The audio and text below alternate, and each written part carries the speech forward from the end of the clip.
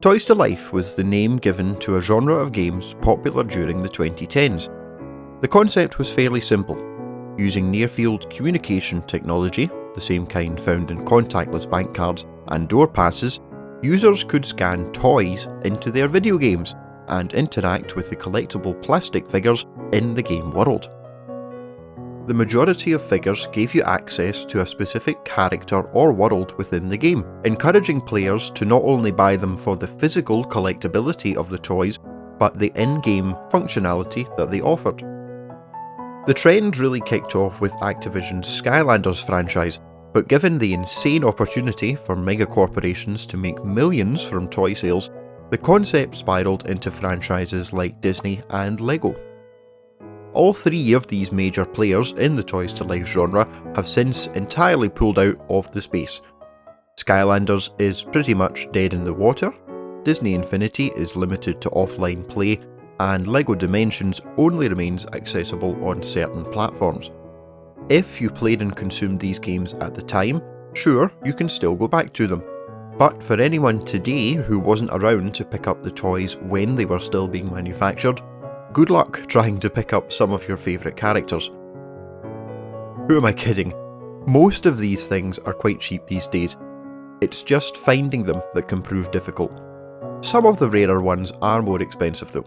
Anyway, enough preamble. You'll notice I've left out the fourth major player in the Toys to Life genre, and frankly, the only one still playing. Picture this, it's E3 2014.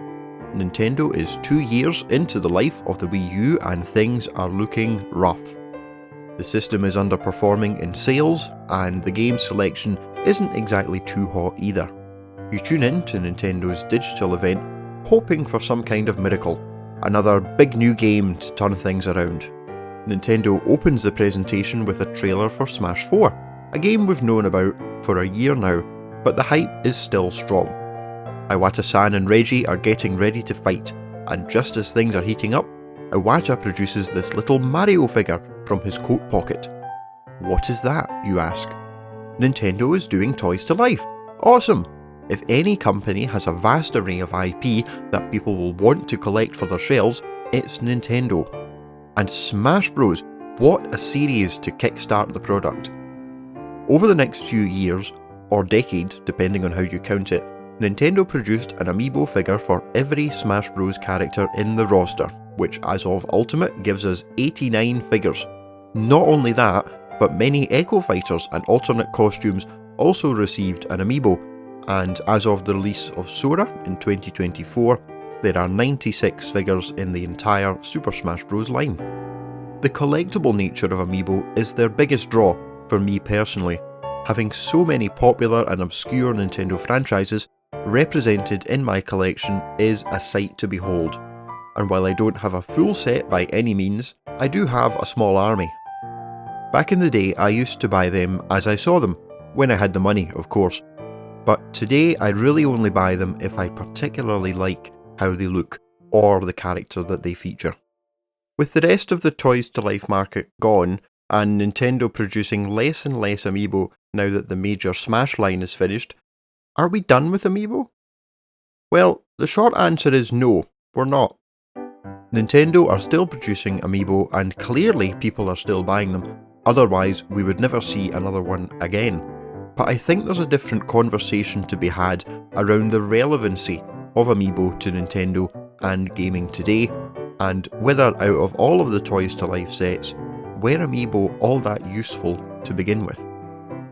Remember, most Toys to Life games offered you the chance to play with a specific character or world by scanning in their respective figures.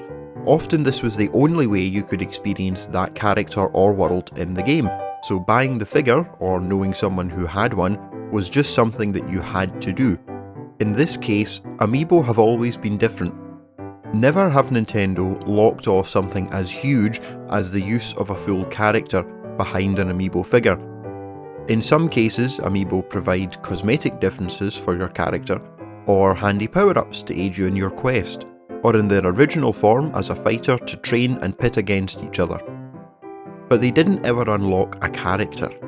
You didn't have to tap the Luigi amiibo to play as him in Mario Kart 8, nor did any of the Smash Bros. DLC characters become playable by tapping their amiibo. It simply didn't work that way for Nintendo. The in-game functionality of amiibo has perhaps been their most debated feature. Nobody questions the collectible nature of a figure, but given that these amiibo are expected to interact with your gaming experience, there is always a discussion around how much, or usually how little, your experience is impacted. Some people would like their amiibo to serve as much more. What about a dedicated game where you could scan in all manner of different amiibo and experience different playstyles or moves depending on which figure you tapped in? Personally, I love that idea. I've always wanted to see the amiibo be used for so much more than they ever have been. That being said, I was always happy to see them add a sprite to Mario Maker, or allow you to knit Yoshi to look like Sonic the Hedgehog.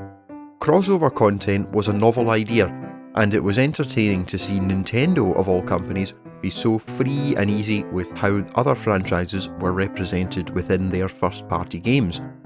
On the other side of the fence, people were contented with the lack of importance placed on amiibo. They were pleased to be getting a full-fledged game experience without being forced to shell out even more money to unlock more.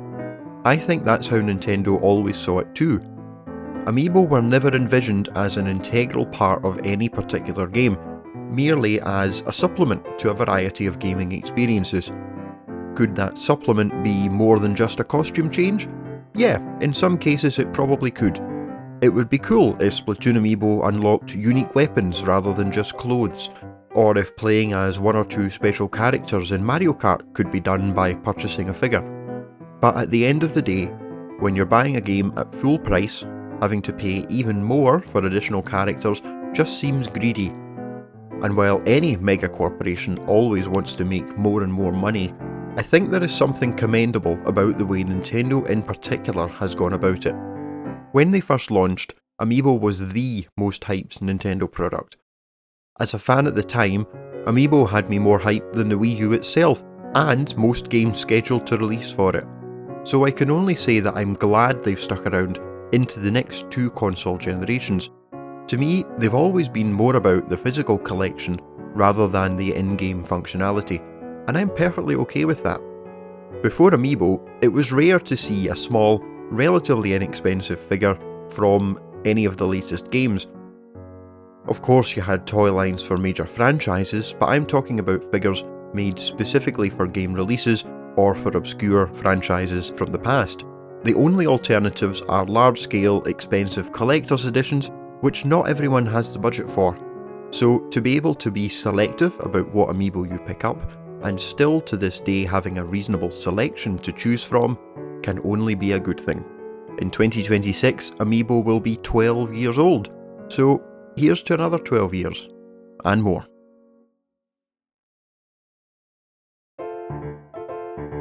Hey, thanks for watching until the end. If you liked the video, be sure to leave a like and subscribe to help support the channel. And let me know if you still collect amiibo. I'm always interested to hear what other people think. Also, let me know what you want to hear me talk about on the channel.